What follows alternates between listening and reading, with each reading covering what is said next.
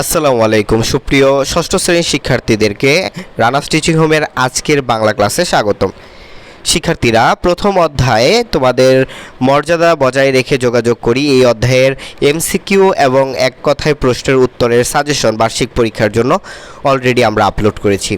এখন আমরা মূলত আপলোড করব, তোমাদের জানো যে 10টি প্রশ্ন থেকে 10টি উত্তর দিতে হবে, প্রতিটির মান 2। সেই ধরনের সংক্ষিপ্ত প্রশ্ন এই ভিডিওতে আমরা আলোচনা করব। প্রথম অধ্যায়ের এই সংক্ষিপ্ত প্রশ্নগুলো পড়লে এখান থেকেই তুমি শতভাগ সংক্ষিপ্ত প্রশ্নগুলো কমন পাবা যদি এই অধ্যায় থেকে কোনো সংক্ষিপ্ত প্রশ্ন আসে।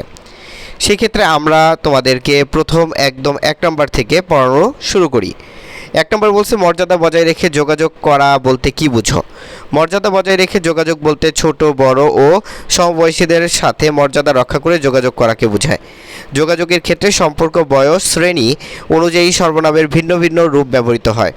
সর্বনাম অনুযায়ী ক্রিয়া ব্যবহৃত হয়। এই প্রক্রিয়ায় ভাষার সর্বনামের সমবয়সী ও ছোটদের ক্ষেত্রে তুই, তোরা, তুমি, তোমরা, সে এবং বড়দের ক্ষেত্রে আপনি, আপনারা, তিনি, আর ক্রিয়া সমবয়সী ও ছোটদের ক্ষেত্রে করো, করো, করিস, করে এবং বড়দের ক্ষেত্রে করুন, করেন, করবেন ইত্যাদি ব্যবহার করা হয়। সো যেহেতু 2 নম্বর প্রশ্ন, অবশ্যই তোমাকে একটু ভালো করে এভাবে সাজিয়ে লিখতে হবে। যোগাযোগের ক্ষেত্রে কোন কোন বিষয় বিবেচনায় রাখতে হবে? শিক্ষার্থীরা, যোগাযোগের ক্ষেত্রে বিবেচনায় রাখতে হবে যে বিষয়গুলো, সেটা হচ্ছে কতে আমরা বলতে পারি ব্যক্তির বয়স ও তার সাথে সম্পর্ক অনুযায়ী সম্বোধন করতে হবে। কথা বলার সময় বিনয় থাকতে হবে, যার সাথে কথা বলা হচ্ছে তার মতামতের প্রতি সম্মান বজায় রাখতে হবে। পরিস্থিতি অনুযায়ী যোগাযোগ রক্ষা করার ক্ষেত্রে কি বোঝো? পরিস্থিতি অনুযায়ী যোগাযোগ রক্ষা করা বলতে স্থান, কাল, পাত্রভেদে যথাযথ সর্বনাম ও ক্রিয়া ব্যবহার করে যোগাযোগ রক্ষা করা বুঝি। এক্ষেত্রে সমবয়সী ও ছোটদের ক্ষেত্রে তুই, তোরা, তুমি, তোমরা, সে এবং করো, করো, করিস, করে, আর বড়দের ক্ষেত্রে আপনি, আপনারা, তিনি এবং করুন, করেন, করবেন ইত্যাদি সর্বনাম ও ক্রিয়া ব্যবহার করতে হয়।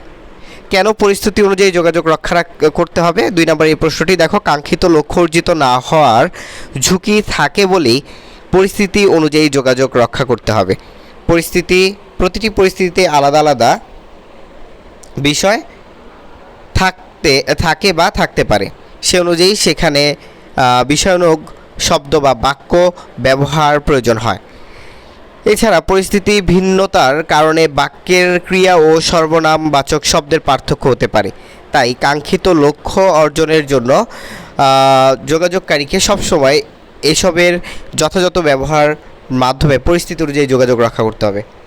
ফোনে আলাপ করাকে ভাষিক যোগাযোগ বলা হয় কেন? তোমরা একটু স্ক্রিনশট নিয়ে নাও, পড়ে নিও খুব ভালোভাবে। মুখাভিনয়ের অভাষিক যোগাযোগের মাধ্যম বলা হয় কেন? দেখো, মুখাভিনয়ের ক্ষেত্রে মানুষের মৌখিক ভাষা ব্যবহার করার কোনো প্রয়োজন হয় না বলে তাকে অভাষিক যোগাযোগের মাধ্যম বলা হয়। বাকিটা তোমরা সুন্দর করে গুছিয়ে লিখে দিও। তারপর বলছে, চিঠি ও গান একই ধরনের ভাষিক যোগাযোগ মাধ্যম নয় কেন? দেখো, চিঠি ও গান একই ধরনের ভাষিক যোগাযোগ মাধ্যম না হওয়ার কারণ হলো এর একটি লেখা ও পড়ার মাধ্যমে সম্পূর্ণ হয়, অপরটি গাওয়া বা বলা ও শোনার মাধ্যমে সম্পূর্ণ হয়।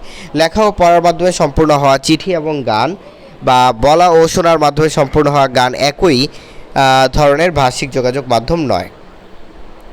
সর্বনাম বলতে কি বোঝো? একটি প্রশ্ন। সর্বনাম বলতে বিশেষের পরিবর্তে ব্যবহৃত শব্দকে বোঝায়।